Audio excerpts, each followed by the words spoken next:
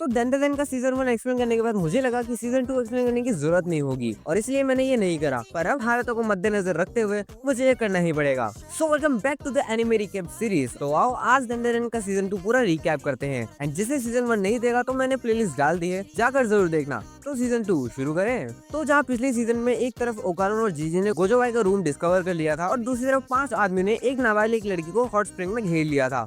और अब आगे वहाँ पे मोमो को नेचर का वरदान मिला हुआ था जिससे कि वो बच जाती है। वैसे वहाँ ग्रैनी भी होती है जो कि उनके बैग में छुपके से आ जाती है। देन उसके बाद उन आदमियों को पुलिस पकड़ के ले जाती है और सीन दिखता है जीजी के घर का, जहाँ पे वो दोनों सोच रहे थे कि अब मोमो के आने के बाद हम देखते हैं कि क्या करना है। देन बेल बजती है, पर मोमो की जगह होती है कीटो फैमिली। तो कीटो फैमिली जीजी के घर के लैंडलॉर्ड है और वो जीजी के घर भगचोदी करने आए हैं। एंड ये उनकी हेड है, मीन्स इन सब लेडीज की सासू माँ, क्योंकि सास भी कभी बहू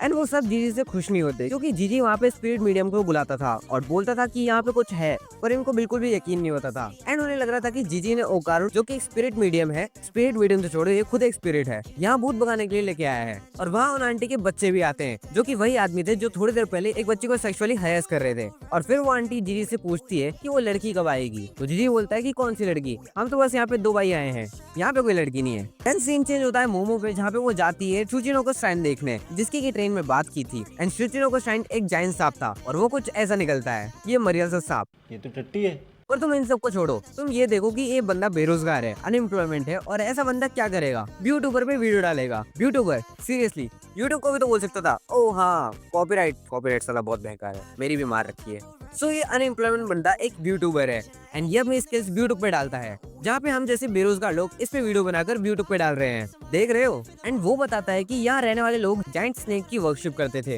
एंड उन्हें लगता है कि वॉल्केनो के डीप में वो जाइंट स्नेक रहता है और जब उसे भूख लगती है तो वॉल्केनो इरप्ट करता है और फिर विलेज के लोग उससे बचने के लिए उसे बच्चे ऑफर करते हैं सैक्रिफाइस के तौर पर। अब 200 साल हो गए हैं पर वॉल्केनो अभी तक इरप्ट नहीं हुआ है और तब से लोग हॉट स्प्रिंग में मजे ले रहे हैं। और पता है तुम्हें ऐसा कहा किसने? इसके बाप ने। उसने शुजिनो को श्राइन के मरने पर लोगों का काटा ताकि टूरिस्ट आते रहे और पैसा बनता रहे, पर इसे लगता है कि ये सब बकवास कहानी है। ओके, तो यहाँ पे सबका काटना चल रहा है और जब मोमो घर पे घुसती है तो वो शॉक हो जाती है क्योंकि 4 नंगे आदमी 2 लड़कों को नंगा करके मार रहे थे। भाई मैं भी शॉक हो गया था पहली बार में तो। And now the fight begins, momo versus 4 नंगे आदमी।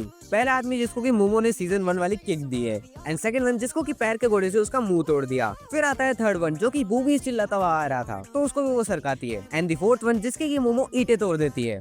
हे राम, एक के मिल नहीं रहे और दूसरे के तोड़े जा रहे हैं यहाँ पे तो। देन फिफ्थ वन जो कि मोमो को पकड़ कर उसको टच करने लगता है, पर तभी ग्रैनी बाहर आती है और फिफ्थ वन भी गया। जहाँ ठरकी नंगे आदमी 0 वहाँ मोमो 5। एंड नाउ आ गई है सासुमा की बारी और उन दोनों के बीच तगड़ी फाइट चलती है जहाँ पे सासुमा अपना नेम अटैक यूज करती है, जेनिफर लोपेज एनाकोंडा पंच। और इसके पंच को देखकर वाटर 7 की याद आ गई थी एंड वो सीधा मोमो को एम्प्टी रूम में फेंक देती है। और वैसे जिनको नहीं पता तो मैं उन्हें बता दूं कि सासुमा ने जो अटैक यूज करा था जेनिफर लोपेज एनाकोंडा, तो वो रेफरेंस है जेनिफर लोपेज के नाम की एक्ट्रेस है जो कि एनाकोंडा मूवी में थी। पर मुझे ये समझ नहीं आया कि इसने ये अटैक यहाँ क्यों यूज करा। तो आगे बढ़ते हैं और हमें पता चलता है कि कीटो फैमिली है जो कि इतने सालों से जाइंट स्नेक को सैक्रिफाइस के नाम पर लोगों को उस सांप को खिला रही है। उस यूट्यूबर ने बोला था ना कि 200 साल पहले से यहाँ पे सब शांत हो गया है, पर उसको अभी तक ये नहीं पता कि ये लोग 200 सालों से इस घर में रह रहे जितने भी लोग हैं उन सबकी फील्डिंग सेट कर दी है और उसने जीजी और उसके माँ बाप को भी एक पॉइंट पे सैक्रिफाइस कर दिया था। और अब इन तीनों की बारी। और फिर जमीन धंसने लगती है और मोमो को बचाने के चक्कर में जीजी, ओकारुन और बाकी सारे भी नीचे आ जाते हैं जहाँ पे सारे के सारे घर पड़े हुए थे। और फिर एक केमिस्ट्री बनती है पर जीजी गिरता है सीधा जाइंट स्नेक के ऊपर एंड उसका चेहरा कुछ ऐसा था, या that's the great serpent lord सुचनो को। पर मोमो बोलते हैं कि ये सभी झूठ है जो कि हम भी जानते हैं, तो फिर ये है क्या? वो सब लोग आते हैं और अपने लॉर्ड के सामने सर झुकाते हैं और बोलते हैं हम सबको छोड़ दो और इन 3 बच्चों को खा लो। फिर दादी पीछे से निकलती है और बोलती है कि ये एक पुरागारी है, नहीं समझे? दी मंगोलियन डेथ वॉर्म, या ये एक वॉर्म है, मतलब कि कीड़ा है भाई ये सिर्फ, जो कि कम से कम 1.5 या फिर 2 मीटर लंबा होता है। पर ये नहीं पता कि ये इतना बड़ा कैसे है। एंड ये चोमो फैमिली इस कीड़े को सर्व कर रही थी, वो भी 200 सालों से। देन वो सारी फैमिलीज डांस करने लग जाती है तो वो डेथ वॉर्म पहले इनको ही खा जाता है एंड अभी के लिए वो एक घर में छुप जाते हैं, पर पता नहीं किसी लाइट की वजह से हिल नहीं पाते और ओकारुन ट्रांसफॉर्म होना स्टार्ट कर देता है। फिर वो दोनों अपने आप को मारने की कोशिश कर रहे थे because of warm sound and हमें एक बच्चे का ग्लिम्स भी देखने को मिलता है, पर अपना जीजी उन तीनों को उठाकर वॉर्म के हमलों से बचकर निकल रहा होता है। पर जब वॉर्म उनको खाने ही वाला था तभी एक स्पिरिट आती है उनके सामने जिसका नाम है इविल आई, जो कि उन लोगों को सुसाइड करवाती है और ओकारुन ट्रांसफॉर्म होकर उसके हेड को अलग कर देता है, पर लेकिन वो वापस रीजनरेट कर लेता है। देन देन वो सब भागते हैं पर इविल आई जीजी के सामने आता है। फिर हमें इविल आई की बैक स्टोरी देखने को मिलती है कि जब से वो पैदा हुआ था तब से वो एक ही रूम में बंद था एंड वो बाहर के बच्चों को देखकर अपने आप में ही खेलता था, पर बाद में उसे वोल्केनो के आगे सैक्रिफाइस करने के लिए छोड़ दिया और लावा धीरे धीरे उसको जलाती है। कौवे और गिद्ध उसे आकर खाते हैं, पर वो तो बस खेलना चाहता था और ये सारा काम कीटो फैमिली करवाती थी। देन वो बच्चा उसी घर में वापस आ जाता है जिसमें कि वो रहता था एंड जिसमें हम नए लोग रहते हैं एंड फैमिली में सिर्फ बच्चा ये जो कि उसे देख सकता है, पर बाद में उसके माँ बाप मर जाते हैं और ऐसा ही चलता रहता है। पर उस बच्चे को नहीं पता कि उसके कारण ही ये सब हो रहा है, बट वो तो बस खेलना चाहता था। पर कीटो फैमिली उस बच्चे के साथ वो घर भी हटा देती है, मतलब उस बच्चे को भी मार देती है और इसकी वजह से जीजी को इविल आई बुरा नहीं लगता। हाँ, ये स्टोरी सुनकर तो किसी को भी बुरा नहीं लगेगा। एंड जीजी फिर उसके पहले घर में जाता है पर वो वर्म करंट मार के कुछ लिक्विड सा चिप चिप छोड़ देता है एंड इसी के साथ जीजी उसे माफी मांगकर अपनी बॉडी उसे दे देता है। देन वो वर्म मोमो को मारने ही वाला था पर तभी एंट्री होती है इविल आई की जो कि नंगा है एंड देन वो उस वर्म को मारता है और अपना मकसद रिवील करता है। उसका मकसद क्या है? ह्यूमैनिटी को मिटाना, और वो शुरुआत करेगा मोमो से। पर वो वर्म वापस आ जाता है और एक अटैक करता है, पर इविल आई अपना कर्स हाउस बना लेता है जो कि सारे मर्डर्ड हुए हुए लोगों की कर्स से होता है, जो कि सभी अपने आने वाले अटैक को रिजेक्ट कर देता है एंड वो उसकी एक बॉल बनाता है। Then he starting the footballing. Then वो वर्म भागने लग जाता है जहाँ पे टर्बो ग्रैनी अपनी बैडी को बढ़िया कहती है क्योंकि उसे पता था कि जीजी में स्पिरिचुअल पावर्स है और वो क्या कर सकता है इस पावर से, इसलिए वो उसे बात बात पर जीनियस कहती है। तभी तो इविल आई ने उसे अपना वेसल चुना था। बट अगेन वो मोमो को मारने की कोशिश करता है, पर तभी होती है अपने लॉर्ड ओकारुन की एंट्री जो कि बोलता है कि डैम, तुमने मेरी मोमो को मारने की कोशिश करी,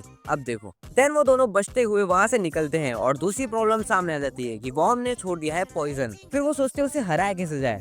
सनलाइट से, क्योंकि सनलाइट वर्म को रिजोरेक्ट करती है जिससे कि वो मर जाता है। तो ऊपर जाए कैसे? और जीजी को भी ऐसे छोड़ तो सकते नहीं है। तो ओकारुन बोलता है कि किसी एक को ही ऊपर जाना पड़ेगा, तो मोमो ऊपर जाएगी एंड ओकारुन जीजी को संभाल लेगा। देन मोमो ऊपर जाती है और इविल आई वहाँ पे आता है। देन एक बढ़िया फाइट ओकारुन वर्सेस इविल आई। ओकारुन उसके शॉट से बार बार बचता है और अटैक भी करता है, पर evil eye is way powerful, तो वो उसके लिए जस्ट एक गेम है और वो ओकारुन को कर्स हाउस में कैप्चर कर लेता है जहाँ पे इविल आई अंदर घुस के ओकारुन को कुत्ते की तरह मारता है और बोलता है कि तुम्हें मारने के बाद मैं उस लड़की को मारूंगा। अब भाई की सनक गई और वो बोलता है कि तुमने मोमो को मारने की कोशिश करी और मेरे बेस्ट फ्रेंड को छीन रहे हो, ये मैं होने नहीं दूंगा। देन ओकारुन उसी रूम के अंदर उसको दे दे के मारता है और एक बार नहीं 20 मुक्के, वो भी 5 बार, मतलब कि 100 मुक्के। देन हमें विनर मिल जाता है एंड दैट इज ओकारुन। देन वो बोलता है कि कुछ करो मोमो, और मोमो ऊपर से रस्सी फेंकती है जो कि बहुत छोटी थी। फिर वो क्या करती है, किचन में जाती है कुछ बनाने के लिए, और हमें पता है कि लड़की पहली बार किचन में जाती है तो वो क्या करती है। देन पूरे घर में आग लग जाती है और उसके बाद ओकारुन को टर्बो कहने की आवाज आती है जो कि नीचे पूरी चिपक चुकी थी एंड ओकारुन उसकी हेल्प करने आता है और चेहरा तो देखो इसका, बट हेल्प करने की कोशिश में वो खुद भी फंस जाता है एंड ऊपर मोमो को घर को आग लगाने के चक्कर में पुलिस स्टेशन जाना पड़ेगा। पर तभी वो बाहर आ जाता है और सनलाइट से छिपने की कोशिश करता है, बट मोमो उस पर वाटर ट्रक फेंक देती है जिसके बाद वो सनलाइट से रिजोरेक्ट होकर मर जाता है और मोमो उसे चिढ़ाती है कि अब कर, अब उठना। पर तभी वो जाग कर कीटो फैमिली को बाहर फेंक देता है। But now the time of volcano erupt. Volcano erupt होना शुरू कर देता है। तो क्या ये सच में अर्थवॉर्म के मरने पर वोल्केनो हुआ? और इसका जवाब भी मोमो देती है। जब जब यहाँ पे हॉट स्प्रिंग का लेवल बढ़ता है तो इसका मतलब है कि वोल्केनो इरप्ट होगा एंड जब मोमो बचती है तब वो पता लगा लेती है कि हाँ अब वोल्केनो इरप्ट होगा। देन वो उस वॉर्म को लेकर उसी हॉट स्प्रिंग में लेकर जाती है और उसमें पानी भर देती है। And by the way I like the Ultraman pose. और हाँ, इस एनिमे में बहुत सारे रेफरेंस होंगे एंड वो उसकी दूसरी साइड को लेकर लावा को जमा देती है। एक ब्रिलियंट आइडिया मोमो, पर बीच में वो बुढ़िया इंटरप्ट करती है। पर फिर मोमो को बचाने आता है वो यूट्यूबर जिसका नाम है मांजीरो, जो कि सीको आया से मोमो की दादी का स्टूडेंट है। और फिर मोमो अपना काम करने लगती है, पर तभी इविल आई वापस आ जाता है और अब हो रहा है 1v3 गोजो वर्सेस सुकुना जैसा ही। बट वो ज्यादा देर चलता नहीं है और वो जब तीनों को निपटाने ही वाला था, पर तभी वहाँ पे एंट्री होती है चौथे बंदे की, मेंटेंसन की, जो कि अपने बेटे के साथ आया है। और एक बढ़िया एंट्री होती है सीको आयासे की, जो कि तारो के ऊपर आती है और सीको क्या फाइट करती है। तुम्हें लगता है कि एक 80 साल की दादी है। देन तारो भी अपनी फुल स्पीड में आता है पर इविल आई उसके टुकड़े कर देता है। But this is the plan, क्योंकि तारो की बॉडी के अंदर लगे हुए हैं सीलिंग पोस्टर्स, जो कि इविल आई को तारो की बॉडी में सील कर देता है। जो काम मोमो ओकारुन मिल के 3 एपिसोड में नहीं कर पाया, वो काम सीको ने 5 मिनट में कर दी है। फिर मोमो ओकारुन को बचाने जाती है, but it's too late. Sorry, मेंटेनेंसन का बेटा उस लावा के और को बाहर ले आता है और मोमो को वो जलता भी है, पर वो फिर भी उसे खोल देती है। एंड या अवर बॉय इज सेव। और वो खड़ा होकर उसके पास जाता है, पर फिसल के मोमो के गले लग जाता है और मोमो वो इसे गले लगाती है, जहाँ पे एक रोमांटिक टच भी आता है। देन सीको और बाकी सब इविल आई को शांत करते हैं, पर पर वो होता नहीं है और वो बार बार ट्राई करते हैं पर फिर भी नहीं होता। देन वो थके हारे घर पर वापस आ जाते हैं और यहाँ सारो स्टूडियो एक बढ़िया रियलिस्टिक खाना एनिमेट करता है और यहाँ अपनी क्यूटी आयरा भी है।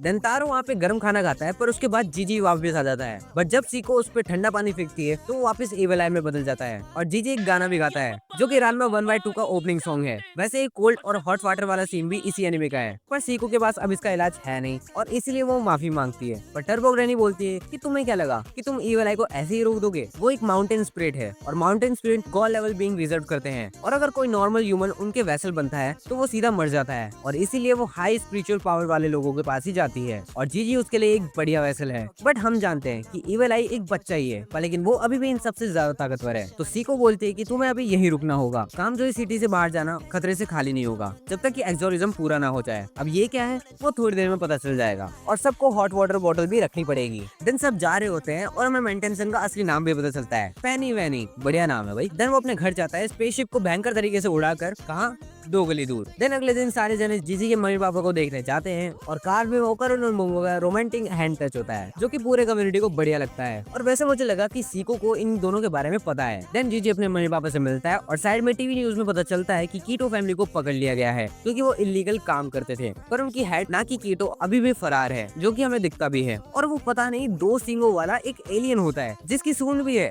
देन अगले दिन ओकारो और मोमो स्कूल जाते हैं जहाँ पे वो हयाशी की बात कर रहे थे जो कि एक्सोर्सिज्म के लिए आएगा और मोमो से कुछ पूछने वाली थी पर तभी वहाँ पे उसकी दोस्त आ जाती है। बट आयरा की क्लास में उसको अभी भी सब हेट करते हैं बिकॉज उसने मोमो के बारे में झूठी अफवाह फैलाई थी। पर मोमो और ओकारो उसको बाहर ले जाते हैं और मोमो उन दोनों से पूछती है कि क्या तुम थोड़े दिनों के लिए मेरे घर पे आके रहोगे। वो इसलिए पूछती है क्योंकि अगर एविल आई वापस आया तो ये सब मिलकर उन्हें संभाल सकते हैं। पर अब ये दोनों इतने शॉक इसलिए क्योंकि एक तरफ ओकारो को लगता है कि वो मोमो के पास रहेगा और दूसरी तरफ आयरा को लगता है कि वो ओकारो के पास रहेगी एंड बोथ आर एग्री। और दूसरी तरफ जीजी अभी के लिए फ्री हो चुका था, मतलब वो तारो से अलग हो गया था, पर जीजी को ठंडे पानी और गर्म पानी से ध्यान रखना पड़ेगा। देन वो सब आते हैं और डिनर करते हैं एक बढ़िया लाइव फूड एनिमेशन के साथ और सीको ओकारो से सोया सॉस मांगती है और उसकी एक बूंद बेंच पे गिरती है। हाँ जीजी बच गया, पर दैट्स अ रॉन्ग वन। और जब वो दूसरा पकड़ाने जाता है तभी एक बूंद जीजी के हाथों पे गिर जाता है और एक ही पल में बूम हो जाता है। वैसे ये वाला सीन मांगा में और भी बढ़िया था जहाँ पे ओकारो को बहुत तगड़ी पड़ती है पर मोमो उसे वापस ले आती है। बट नाउ एंट्री होती है एक लेजेंडरी बैंड की जिसको किसी को भगा देती है पहले। फिर मोमो पूछती है कि ये हयाशी फ्रॉक्स कब तक आएंगे, तुम ये सब छोड़ो, आयरा को देखो उसको कितना प्यार आ रहा है। पर वो बैंड वापस आता है और पूछता है कि ये सीको आयासे का घर है। वो क्या है, हम हयाशी से है। देन वो बैंड रेडी करते हैं और ये सीन पूरा रेफरेंस था back to the future movie का। और तो ये पूरी हयाशी बैंड ही जापान का real world ex Japan band का रेफरेंस है और इनके सिंगर भी सेम टू सेम है। पर सीको बताती है कि स्पिरिट को सेंस तक नहीं कर सकते पर इनका जो परफॉर्मेंस है वो स्पिरिट्स को अट्रैक्ट होता है। तो शुरू करें।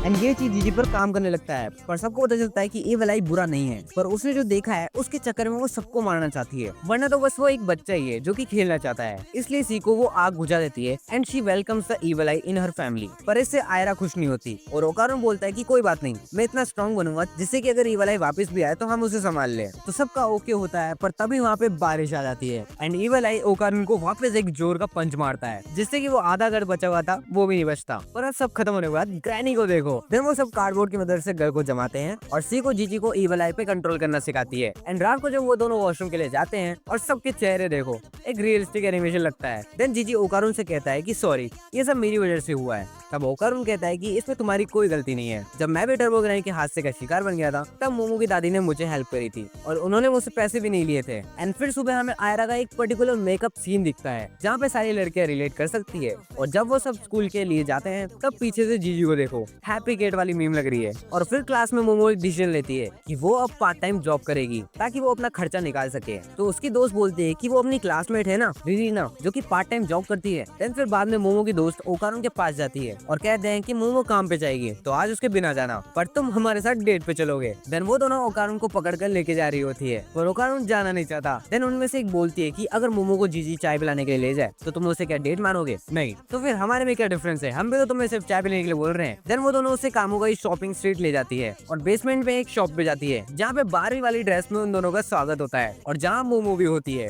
एंड भाई ये दोनों दोस्त मिलकर जो मोमो की लेती है ना भाई, देन लास्ट में वो एक फोटो भी लेते हैं। और अब यहाँ पे मोमो 9 to 5 जॉब वाले बंदे का दर्द समझ सकती है। देन रात में वो फ्री होती है और अकेले जा रही होती है, पर लेकिन ओकारुन आता है और वो दोनों साथ में चलते हैं और वापस एक रोमांटिक टच होता है। और दूसरी तरफ जीजी इविल आई को कंट्रोल करना सीख गया था, पर ज्यादा पॉइंट पे नहीं, थोड़ा बहुत ही। देन ओकारुन मोमो आ जाते हैं, फिर जीजी और आयरा दोनों साथ में आ रहे होते हैं, तभी वो दोनों भिड़ जाते हैं और आयरा के हाथ में जो कोल्ड कॉफी थी वो जीजी पे गिर जाती है। Then evil eye is back और सारे जने गर्म पानी डालने ही वाले थे, पर इविल आई कन्वर्ट होता ही कर्स हाउस बना लेता है और मोमो है उसके अंदर। देन वो उसके कपड़े फाड़ देता है और उसे मारने ही वाला था, पर अच्छा हुआ मोमो ने थोड़ा गर्म पानी अपने मुंह में रख लिया था। Then Gigi back to the normal. And जब वो मोमो के पास ही था तो ओकारुन आके उसको धक्का देता है और मोमो को अपना कोड देता है। एंड जीजी का चेहरा देख के हम सब फील कर सकते हैं कि उसको कैसा लगा होगा। बट अब ओकारुन को करनी है मेहनत, because he wants to strong. And वो अगले दिन अपने मेंटेंशन के पास जाता है जो कि अब अपनी ह्यूमन फॉर्म में काम कर रहा था, और ओकारुन उससे रिक्वेस्ट करता है कि क्या आप मुझे पंच मारना सिखाओगे, तो वो उसे मना कर देता है और अपना काम भी निकलवा लेता है। देन रात को वहाँ पे मांजिरो बोलता है कि अब पता नहीं कब क्या हो जाए, अभी तो चलो हम सब साथ में थे, पर लेकिन कभी हम साथ में नहीं होंगे तो क्या होगा, तो अब मैं एक्सोर्सिज्म वालों को बुला रहा हूँ। एंड दूसरी तरफ ओकारुन पंच मारने की प्रैक्टिस कर रहा था विद द एनिमे मांगा रेफरेंस हाजिनेमो इप्पो, एक लेजेंडरी बॉक्सिंग एनिमे जिसकी मांगा अभी थोड़ी देर पहले मोमो भी पढ़ रही थी। देन टर्बो ग्रैनी आती है और पूछती है कि कौन सा डांस कर रहे हो, तुम स्ट्रॉन्ग होना चाहते हो या फिर पंच थ्रो करना चाहते हो। ओकारुन बोलता है कि अगर मैं पंच मारना सीख जाऊंगा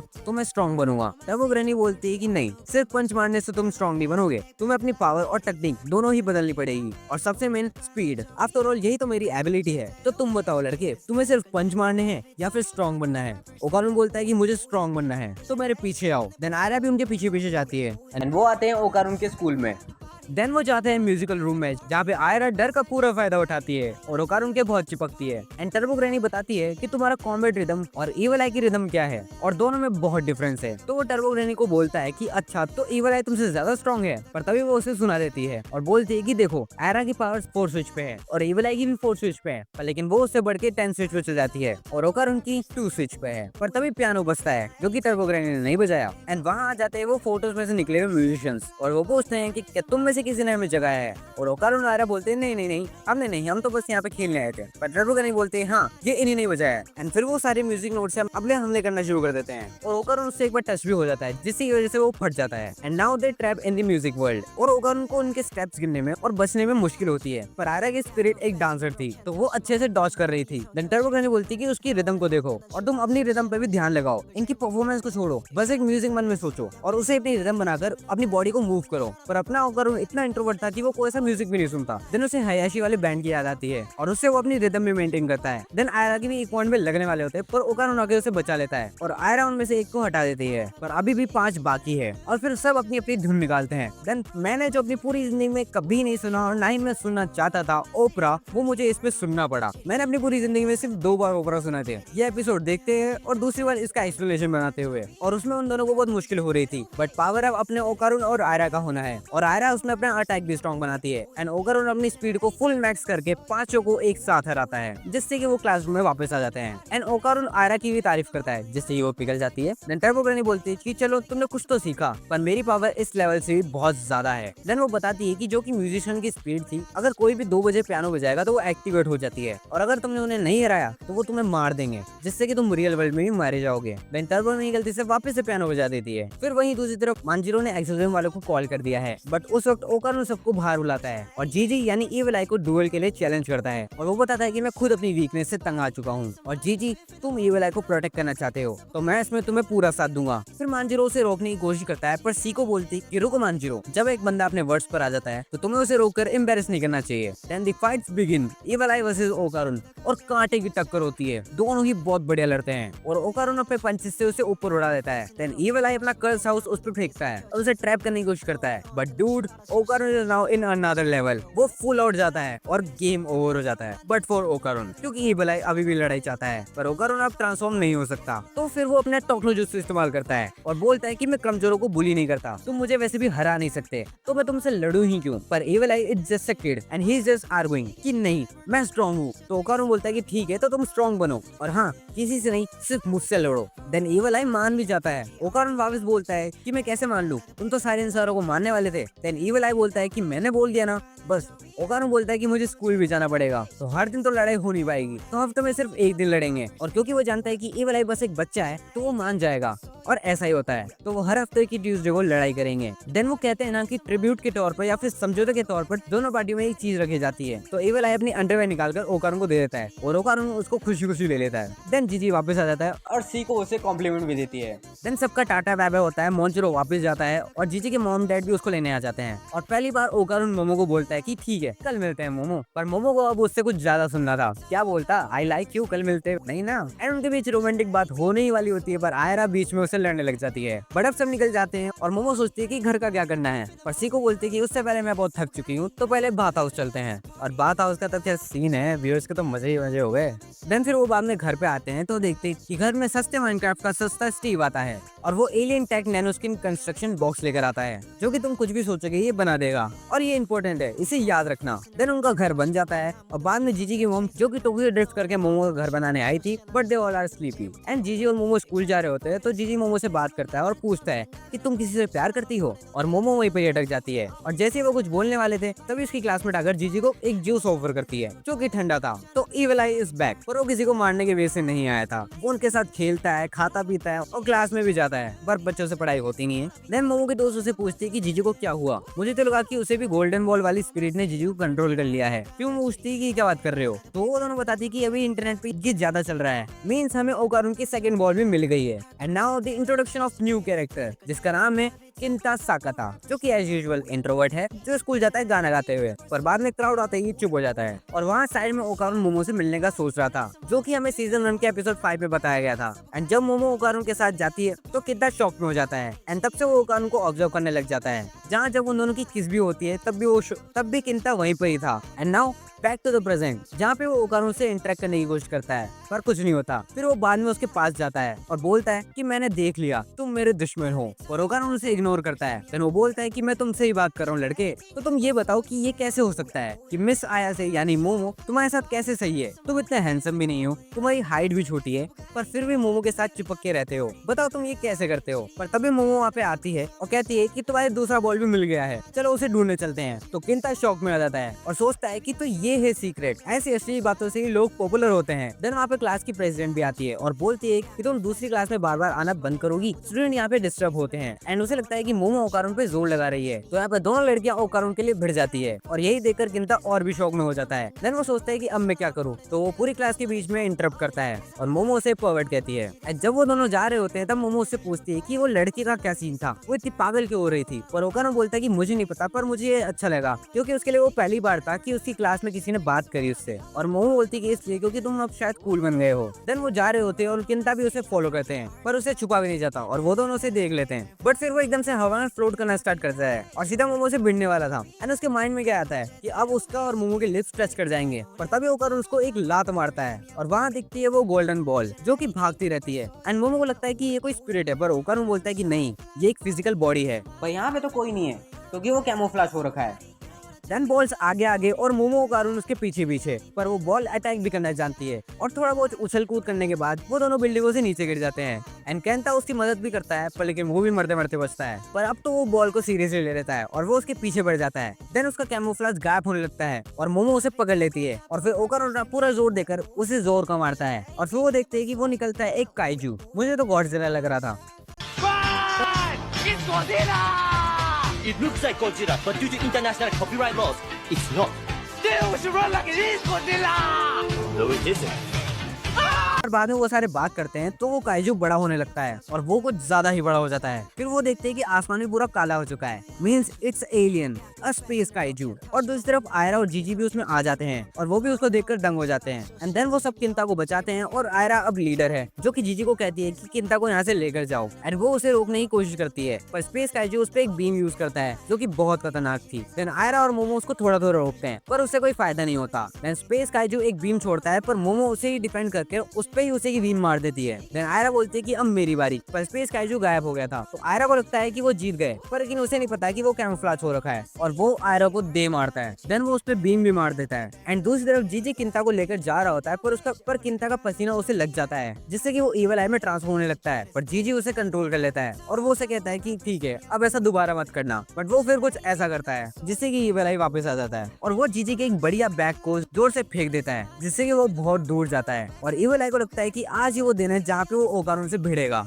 एंड दूसरी तरफ स्पेस काइजू आयरा को वापस मारने वाला होता है, पर ओकारोन आकर उसको बचा लेती है एंड मोमो उन दोनों को बचा लेती है। एंड वो सीन बढ़िया था जब इविल आई ने जीजी का बैग फेंका था, वो सीधा जाकर स्पेस काइजू को लगता है। उससे उन सबको भागने का टाइम मिल जाता है और वो सब मोमो के घर पहुंच जाते हैं। पर आयरा ओकारोन को छोड़ ही नहीं रही थी, इस लड़की को बस मौका चाहिए और इविल आई ओकारोन से लड़ने के लिए बोलता है। पर मोमो ओकारोन से पूछती है कि क्या वो हमारे साथ मिलकर स्पेस काइजू को हराने में मदद करेगा। पर ओकारोन बोलता है कि हम ऐसा नहीं कर सकते, उसने बस मुझसे फाइट करने का वादा करा है। पर अब वो करे क्या, सी को भी घर पर नहीं है। एंड तभी ओकारोन के दिमाग में बत्ती जलती है और वो देखता है नैनोस्क्रीन कंस्ट्रक्शन बॉक्स को। And now space kaiju is coming. और ओकारोन अपना आइडिया बताता है कि हम अपने दिमाग की वजह से इसको कोई सी भी शेप दे सकते हैं और अगर हम इस घर को एक ही नैनोस्क्रीन समझे तो हम कैसे भी इसे रीशेप कर सकते हैं। पर ओकारोन के दिमाग में अभी कुछ आ नहीं रहा होता है और तभी एंट्री होती है किंता की, जो कि सबको अलग अलग जगह भेज देता है एंड ओकारोन को तो वॉशरूम में भेज देता है। और फिर सबको अपनी अपनी सीट मिल जाती है और वो गन ट्रांसफॉर्म होता है एक जाइंट रोबोट में। बस किंता को एक दिक्कत है कि जो रोबोट उसने इमेजिन करा था वो वैसा नहीं बना था। तो मोमो बोलती है कि सॉरी, वो मेरी इमेजिनेशन है, क्योंकि उसका चेहरा बुद्धा जैसा था। And the name of the robot is the great किंता बुद्धिविस्ता चीटा वर्जन। पर बस यहीं तक, क्योंकि किसी को भी वो चलाने नहीं आ रहा था। And they are done because space kaiju उनको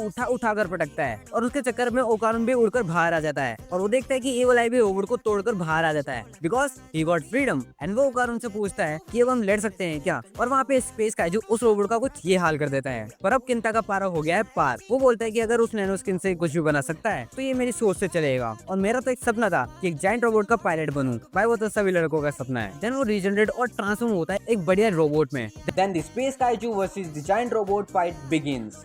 और वो उसे एक पंच देता है, फिर एक फ्रंटल पंच, फिर एक डेडलीलेस पंच और एक लात। फिर स्पेस काइजू उसको बीम मारता है, पर जाइंट रोबोट उसे रिफ्लेक्ट कर देता है, पर उससे उसका हाथ टूट जाता है। और ऐसा नहीं वो उसका हाथ जोड़ ले, उसी हाथ को उसके मुंह पे फेंक के मारता है, फिर जोड़ता है। फिर वो स्पेस काइजू को सिटी की तरफ फेंक देता है। एंड केंटा का थोड़ा सा फ्लैशबैक भी दिखता है, जो कि इतना इंपॉर्टेंट नहीं है, पर फिर वो भाग के उछल कर उसको एल्बो की देता है। एंड ये सीन बिल्कुल सेम था पैसिफिक रिम के जाइंट रोबोट वर्सेस काइजू का, जो कि बहुत औसम लगता है। बट अब स्पेस काइजू कैमोफ्लेज हो गया है और उनको मारने लगता है। देन वो एयर बैग से मरने ही वाले थे, तभी मोमो आकर अपनी पावर यूज करती है और जाइंट रोबोट आधे रीजनरेट में भी कितना बढ़िया लग रहा है। जिसके बाद मोमो को गुस्सा आता है और वो स्पेस काइजू को उड़ा देती है और वो कहती है कि इतना टाइम नहीं लगता, इसको ऐसे रह जाता है। और वो स्पेस काइजू को गोल गोल घुमाकर इतनी ऊपर से नीचे जमीन पे दे मारती है। Then space kaiju is defeated और वो अपने रियल शेप में भी आ जाता है एंड बाकी सब भी रियल वर्ल्ड में आ जाते हैं और वहाँ की पब्लिक उन्हें देख सकती है। देन मोमो उस जाइंट रोबोट को अपना घर बनाकर वापस अपने घर ले जाती है और वैसे आयरा और मोमो को तो उल्टी आ जाती है, पर लेकिन किंता बहुत खुश था कि वो पायलट बना। वहीं दूसरी तरफ ओकारोन और जीजी कैसे न कैसे करके उस स्पेस काइजू को घर लेकर आते हैं। देन जीजी और किंता बात करते हैं और ओकारोन काइजू का मुंह खोलकर देखता है कि उसके बॉल्स अंदर है कि नहीं, पर अंदर उसे किसी इंसान का पार्ट दिखता है।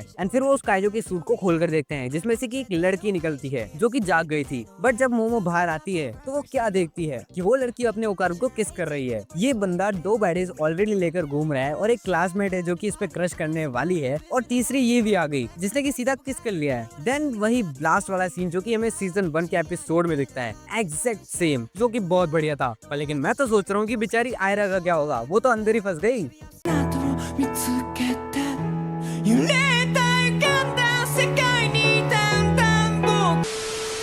और इसी के साथ डेंजरन का सीजन 2 कंप्लीट होता है। तो अब तुम मुझे बता सकते हो कि अगली वीडियो तुम्हें किस पे चाहिए और ये बताना कि तुम्हें ये एक्सप्लेनेशन वीडियो कैसी लगी। एंड देखते रहना एनिमे फ्रीक।